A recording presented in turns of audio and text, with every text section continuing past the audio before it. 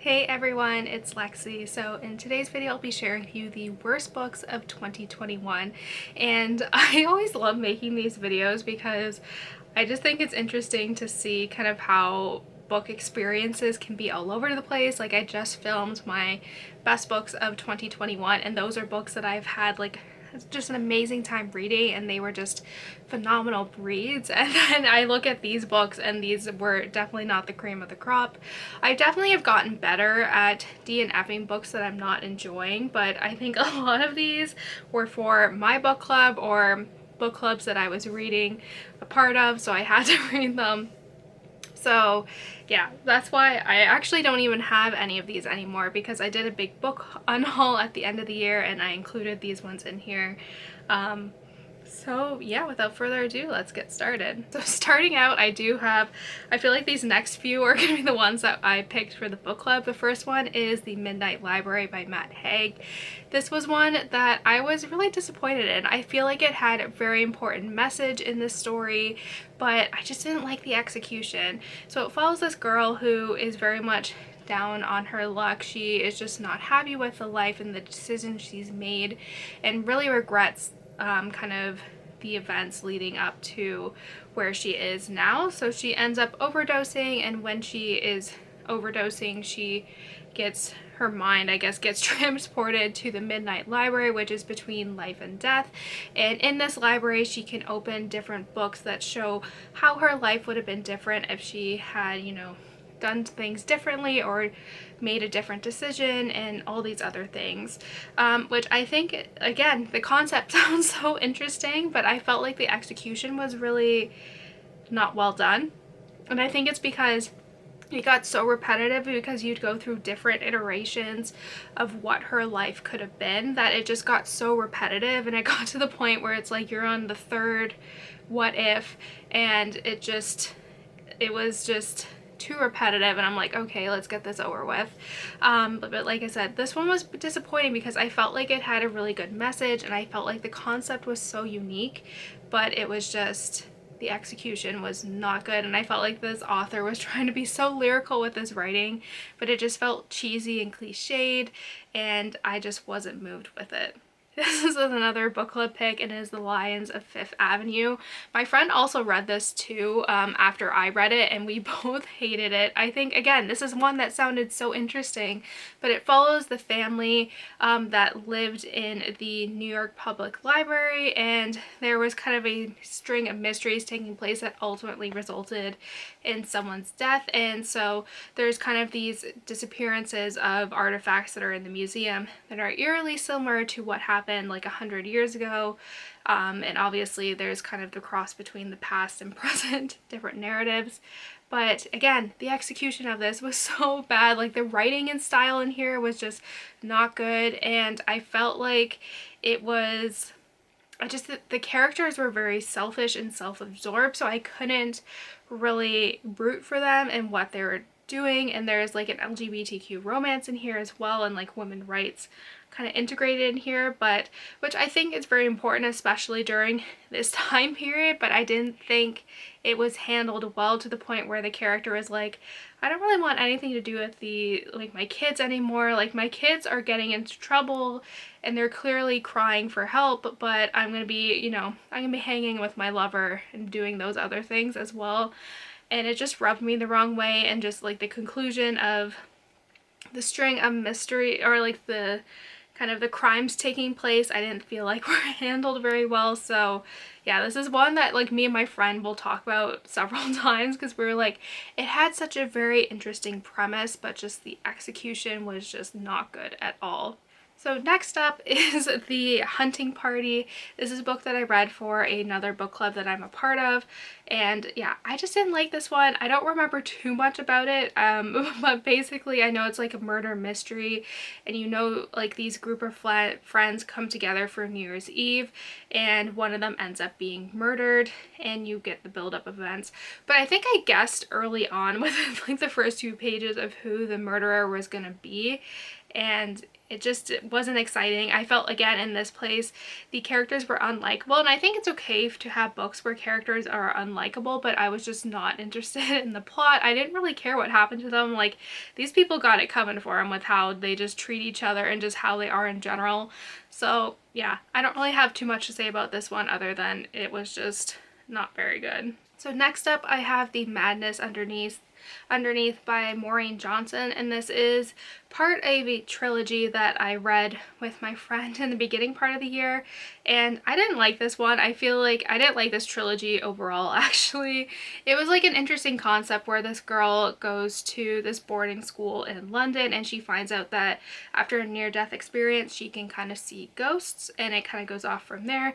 I do think the premise was fun, and the first book, you know, was pretty decent and it was a little bit scary, but I felt like it just got derailed after that.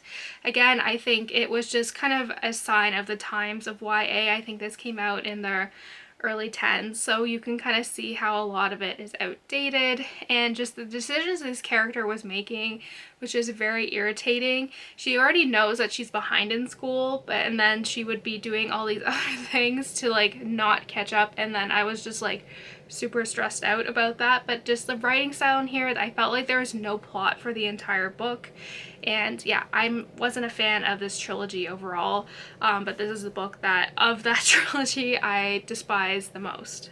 Here is another of a Tales and Teacups book club pick, and it was Midnight at the Blackbird Cafe, and this one was very cheesy. I felt like I was watching a Hallmark movie, but it follows this girl who, after her grandmother passed away, like in the grandmother's will, she said like, I want my granddaughter to work at my cafe for 6 months before she decides what she's gonna do with it. And so she goes, and this cafe is known for their Blackbird Cafe, which if you eat it, you can you get visited by people who've passed away, and you can visit them in your sleep. There's kind of obviously some small town family drama going on, but again, it just felt very cheesy, cringy. I felt like I was watching a Hallmark movie, and not in like a good way. It was just like D-level. If there could be D-level acting in a book, this is what that book would be. I do love the cover of this, which is unfortunate, but like I said, I just wasn't the biggest fan of this book. Like I said, I'm not someone who really likes Hallmark-esque style things. Yeah, and I think this really came through with this book. So this is one that I was really disappointed in, and it is The Scent Keeper. And this is one that, again, had another like really unique concept, but just poor execution.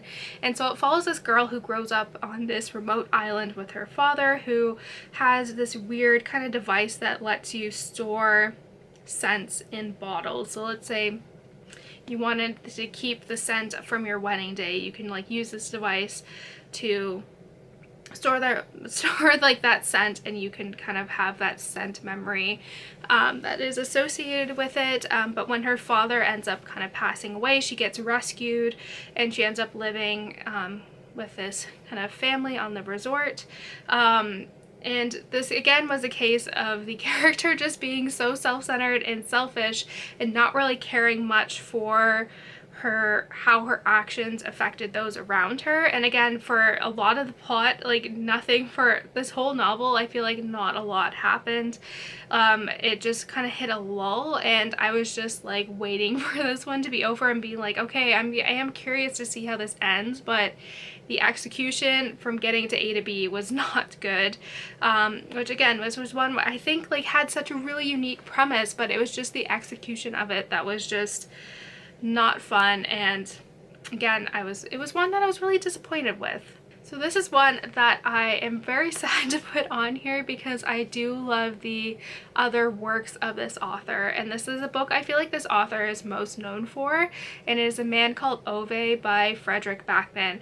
And I read Beartown and the sequel to that one, which is like Us Against You or something like that, like a long time ago, and I loved it. The lyrical writing in there was just phenomenal. Just the message of that story was beautiful, and so I was really excited to pick up like A Man Called Ove, which is the one he's most known for, because again, I've heard great things about it, and like I thought he would have really good writing in there. But this is one that I was so disappointed by, and I think The concept of it was very similar to Up with a grumpy old man, but in Up, that guy, the character is like in his 70s, like he's pretty old, and in this case Ove is like in his mid 50s, maybe early 60s, not even. So I had a hard time really getting the grumpy old man feels by like a middle-aged man, and I just felt like the writing was really choppy, and I felt like I was reading a script where it wasn't like continuous and like lyrical flowing writing.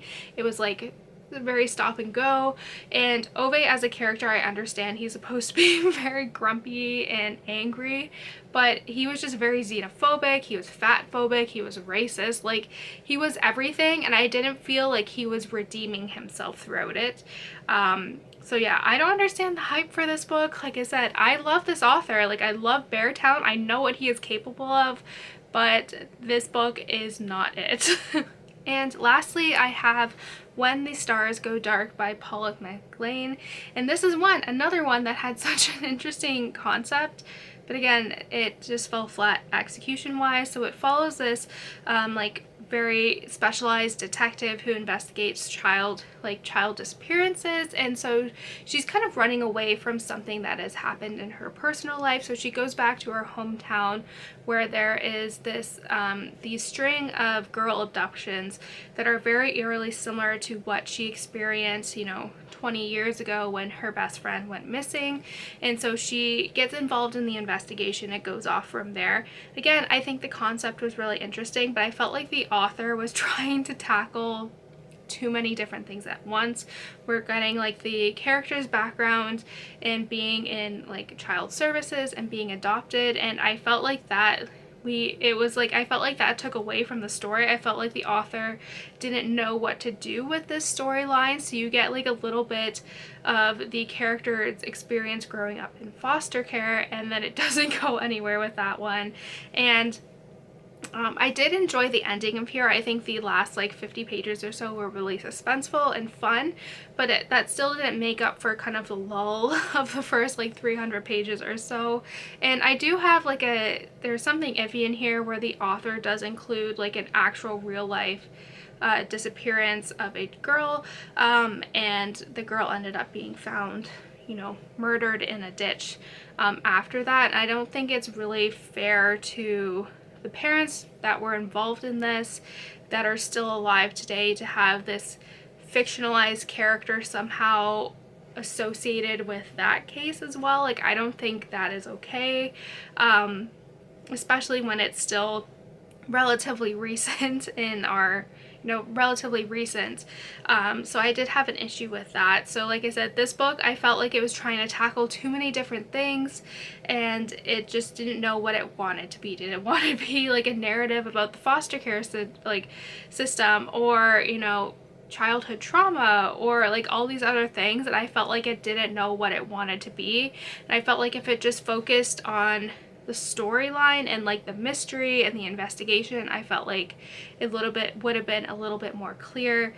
And if it didn't include the other, like, it's okay to address this kind of murder that did happen in real life, but don't have the character indirectly involved in that, I think would have been better. So that's it, guys. I hope you guys enjoyed this video. Let me know in the comments below what some of the worst books of 2021 were for you and all of that fun stuff. So yeah, thank you guys so much for watching. Don't forget to give this video a thumbs up, and I will see you guys next time.